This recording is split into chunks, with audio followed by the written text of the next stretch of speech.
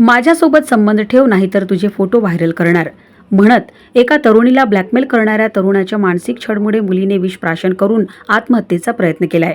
अकोला जिल्ह्यातील ग्रामीण भागातून मूर्तिजापूर येथे शिक्षणासाठी ही तरुणी रोज येत होती। ही तरुणी हलाखीच्या परिस्थितीत महाविद्यालयात शिक्षण घेत होती। तरुणाच्या त्रासाला कंटाळून तरुणीने विषप्राशन केले।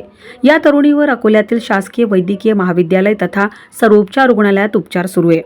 सर्वप्रथम उपचारासाठी मुलीला मूर्तिजापूर येथे दाखल केले असता तिने आपला जबाब पोलिसात नोंदवला होता। यामध्ये तिने मुलगा मानसिक छळ केल्याचा आरोप केला होता।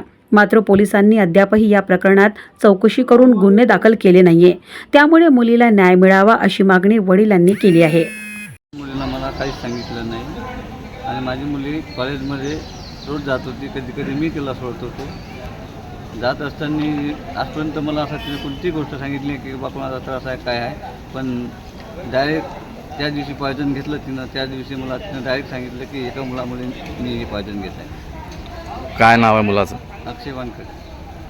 कशा प्रकारे छेड करत होता तो रोज तिला फोन करायचा आणि टॉर्चर करायचा। तू जर माझ्या संबंध ठेव, नाही ठेवले तर विचार कर, मी तुझ्या आई वडिलांना बाबांना तो व्हायरल करीन सगळं तुझं हे, अशा धमक्या देत होता। माझ्या मुलीला न्याय मिळावा कारण की माझी मुलगी शिक्षणाची आहे, हुशार आहे। अगर जर माझ्या मुलीला न्याय मिळाला तर शेवटी मी शासनाला जबाबदारी देईन। जिल्ह्यातील सत्यलढाच्या महत्त्वपूर्ण घडामोडी पाहण्यासाठी आपले Satyaladha YouTube news channel subscribe करा, बेल आयकॉनला क्लिक करा आणि रहा सदैव अपडेट। जाहिराती व बातम्यांकरिता संपर्क संपादक सतीश देशमुख 9970321817।